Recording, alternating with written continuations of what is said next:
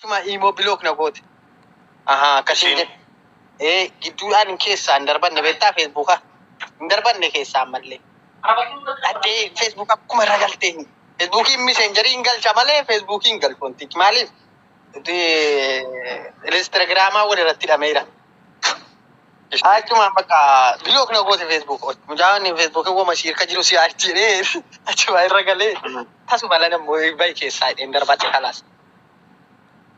Keessa baaf. Keessa darbat. Maali diga? Itaayiruuf deebisee toogiidhaani. Wii WhatsApp irratti barreessite. Mataa hidhee nama ta'a namaatu na ganna kiyaan. Tasgabbaa dabareedhaan dubbadhaa.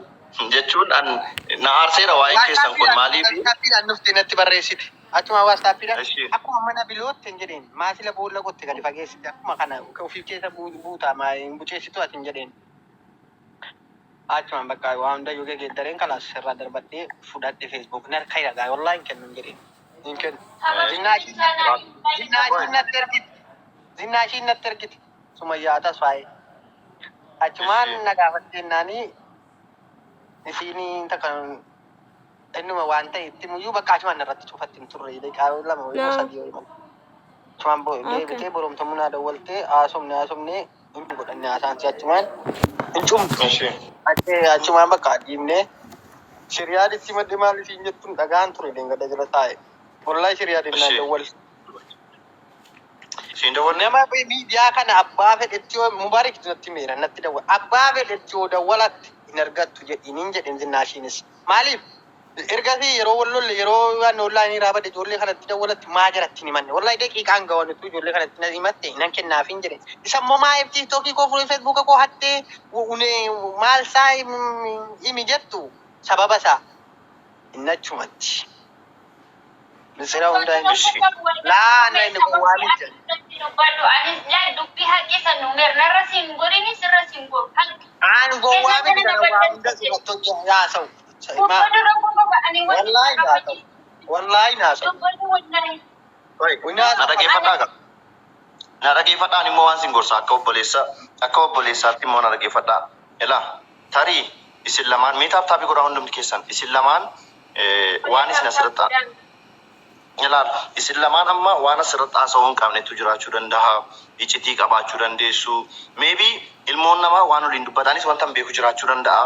Kanaaf waan hunda asirratti dubbachuun hin barbaachisu. Wallahi haqqii tokko isinitti himaa. Dhaggeeffadhaa. Wallahi warabbal ka'abaa an kenna. Ani lola waliin qabnu baraatti osoo lola qabaanne okee sabbi jedheetu namni fudhatee achiin kutaa.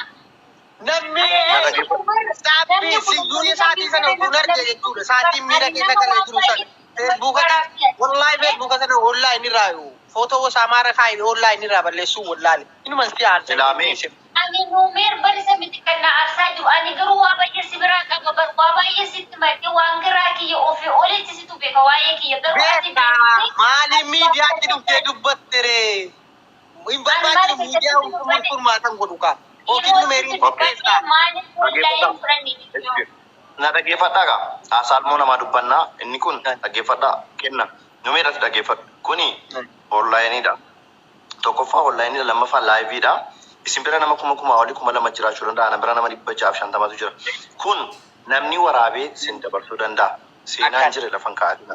Yoo wal loltan rakkoo yoo qabaattan rakkoon keessan immoo inni kama rakkoon inni kamne kamuu hin jiru. Uummanni miiliyoonii tokko ol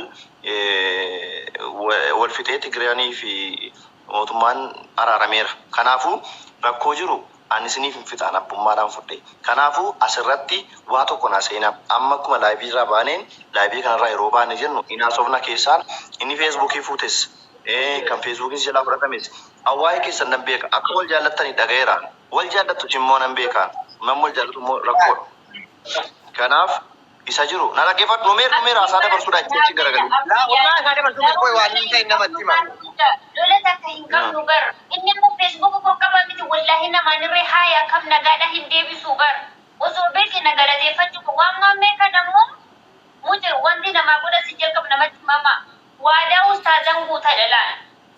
Inni barreeffama arguu osoo sagalee dhaga'uu akkamitti namni si jalqa baddaan namaan cita barkannanii dhugaadha baranii was baru dum mucaa kanatti waan ما مرجع وعند دبتن وجدت يعني وعلى والله يعني نما فتح isin gochuufani فتح باورا بتن jechuufan taa yaa saayira malee silaa ummanni keenya nama waraabuutti qophaa'e taa malee wallahi dubbataan jiru asirratti waan fedhe na himatti wallahi nima koy numer kenna baay'ee nama si kabaju numer isilleen baay'ee tarii na beektu dheetu mana abdadha waan akkana isin baay'ee ijoollee nuti ijoollee dargaggooti warra waa dubbatee wal araarsuu danda'u fituu danda'u haasaa kana immoo isa isin qaldiidhaa jettanu abbaan arge tiktokii sagalee si waraabbattee isinitti baachuun qabdu isinitti kolfuun qabdu wal kabajuu qabdu maaliif tarii numeeraatis bor ilmoo argachuu dandeessaa dabbisinii kennuutis argachuu dandeessaa deebitanii yookiin isin wal fuutanii wajjin jiraachuu dandeessu meebii kan isa rabbitu murteessaa yookiin boru dhaloota keessan bira ga'uu danda'a viidiyoon kun tarii kanaafuu har'a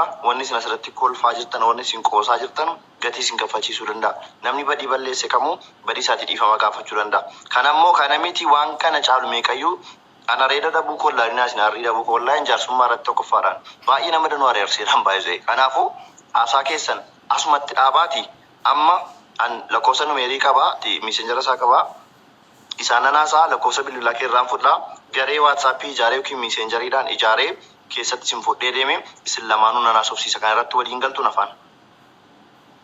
Ma abdii dola hin qabnu mujabar wallahi dola hin qabnu maala raaramna me rabbi me rolla qabna kan bicha dubbatu me dola qabna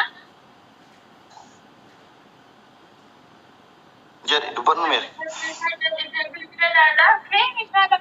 Numeeri. jedhati ma jara nani dubbataan jiru isiniin jedhamtu kalaas lola qabnaa maal qabna ani ibsi dola qabna kan bicha dubbatu No, lola kenna. Itoophiyaa gidduu banamee jira nu gidduutti.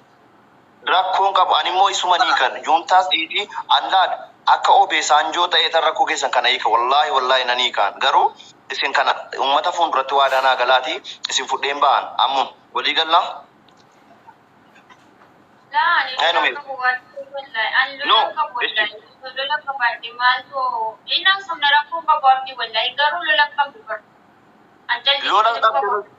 Kirraaniidhuma mana feesbuukiidhuma keellee akkasii deebisee paaswoordii isaa atumti jijjiirrattee ofii keetii fayyadamtu irratti dubbachuu mari'achuudha waan biraa miti. Kun hin ta'u? Karaa isaatiin natti hin dhufu. Hin haasofna. Waa tokko namni ilmoo namaa gorra eeyyuu hin dubbatamee hin araaramama tarkaanfii irratti fudhatame. Namni nama fite iyyuu maa juntaanii fi mootummaan biraan hin araaramanii jiran namni inni meeqa dhume? Maal akka abbaddu si waa'ee feesbuukiitiif taragaaggaata hin haasoftan? Namni feesbuukii reeyi buusa. Ani Sitti fakkaate feesbuukaa jedhee Anggafa feesbuukiin kun duraanii tokko na jalaa cufamu nu ani feesbuukaan goonye wallaahi ani akkatti narraa fagaattuu isaatu sowaa tokko san godhinani waan meeqa Hai numeerii koo itti utuu booste argatte feesbuukii kee daqiiqaa lamatti. Hai feesbuukii koo itti booste. maaltu tokkoonchi isaana dhugaa feesbuuk miidiyaadhaan booste malee wallabbii keenyaan boonye. Ani immoo wallabbiidhuma keessaniin dhaabsisa jechuu barbaaditanii. Oda itti booste utuu oda itti suuraa qofa xammattee booste argatte. Ati garuu feesbuukaa booste. Feesbuukiin maaltii kun? Meeqanuma naa himi? Ani immoo isin lamaa hin araarsuu barbaada. Taaptaabii godhaa meemee jiru. Miiliyoona tokko galii baana silaate. Taaptaabaa godhu. Isin hin araarsaa. Anaa tole naan jettanuu isin lamaan. Koy isin tole naan jettanuu isin araarsaa. Isin argatu baafatee deemnasi. Tole naan jettanuu. ani nanaa saa rakkoon qabu wallaahi sababa isaatu achi yoo dubbatu barbaade nan dubbadda wallaahi rakkoon qaban ani seera rakkoon qaban wallaahi waa takka wanta qaanfachiisu jiru ani dhugaarra dhaabbadda waan ta'eef. Uummata fuulduratti asii gaafadha numeeri. Laayivii kanarraa baatee deemnee keessoodhaan akka haasofnu tole naa jettaa? Si durayyuu nama meeqa jira? An akka abdiittiin si gaafadha. Hin baataa?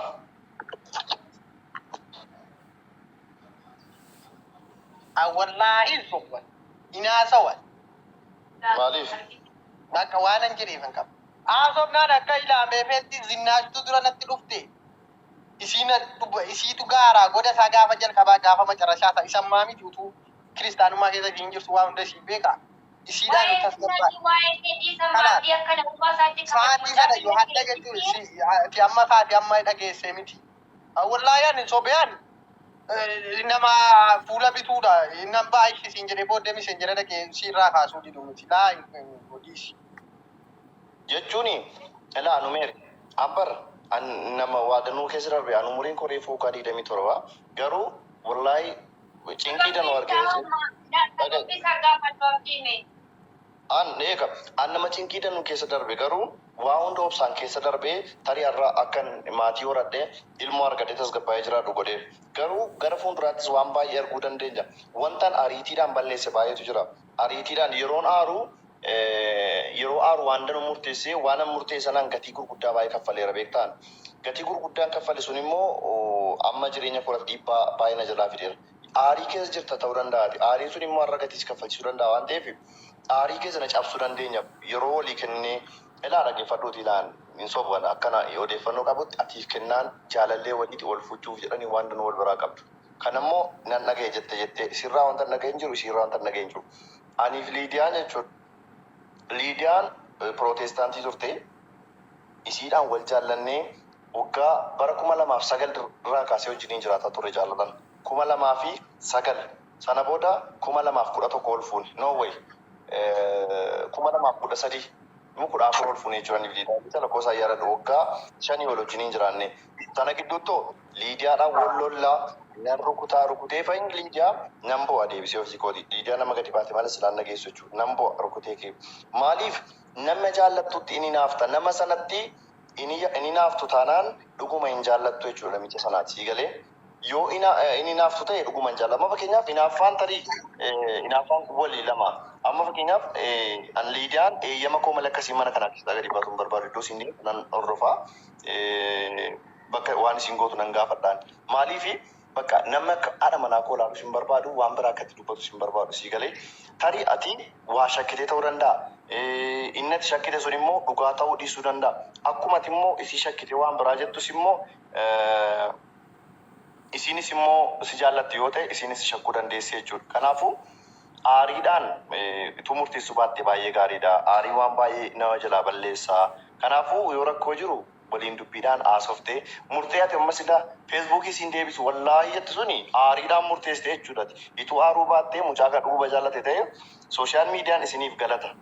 Sooshaal miidiyaa irratti ol bartanii garuu sooshaal miidiyaa irratti ol bartanii immoo ituu namni danuu isinii gammadee jiru sooshaal miidiyaadhaan immoo gargar ba'uu hin qabdan. Maaliif mucaan kana baay'ee nama baay'ee ta'uu dinqisiifatanii alillee akkasuma numeeris illee baay'ee reaaktii ati marfee sanaan fudhattee sooshaal miidiyaa kanarra erga baateen ana abdii turfee keessaan si dubbisee si wal bara jechuudha. Isin nama fuulduratti waan akkana gootanii kaatanii aniif Liidiyaa kilkii walitti himna. Takkaa garuu aniif Liidiyaa wal lollee amma ilmoo tokko argannee jirra. Takkaa namni tokko jaarsummaa koof Liidiyaa dubbatee hin beeku. Aniif Liidiyaan wal lollee anaaf Liidiyaa taraarama. Ganama yoo wal lollee guyyaa lama wal lollee bakka dhiiseen bahaa ganama manatti dhufee laaqana nyaadhu ittiin dubbadhu nan rafaa nan kaa'aa nan bahaa sana booda yookiin gaafa guyyaa sadaffaa siree irratti araaramta jechuudha. Wal'iin wal hammatta yookiin mucaa keetu si araarsaa. Kallattiinuma kamiinuu wanti si araarsuun dhufaa jechaadha. Jaarsummaa dubbatatta taanaan bultii kee keessatti jaarsummaa dubbatatta taanaan iccitii kee dabarsitee namatti maartaa jechuudha. Iccitiin kee dabarsitee namatti eenyuun haa ta'u iccitiin kee sun bakkee jira jechaadha. Ati ilaal dhaggeeffadhu. Nama guddaa akkamii haa ta'u, sheekii akkamii haa ta'u, qeesii akkamii haa ta'u, namni kamuu waa'ee dhiirsaaf niitii nama uffata tokko taaptaabii godhaa nama uffata tokko uffatee wajjin bulu gidduu namni biraa dubbachuu hin qabu. Jaarsummaa hin ta'u. Ati jaarsummaan haadha manaaf abbaa manaa gidduu dubbatame jechuun bultiin gaafa sana diigame. Wallaahi billaahi na dhaggeeffadhaa. An bultii keessatti waggoota muraasa dabarsus inuma diigama jaarsummaan dubbatamna bultii keessatti. Maaliif faayidaadhuma hin qabu bakka jaarsummaan bultii keessatti. Ofii keetiif araaramuu qabda. Wal loltee wal tumtee wal garaftee illee ofii keetii araaramuu danda'uu qabda malee jaarsummaan dubbatamuu qabu. Anis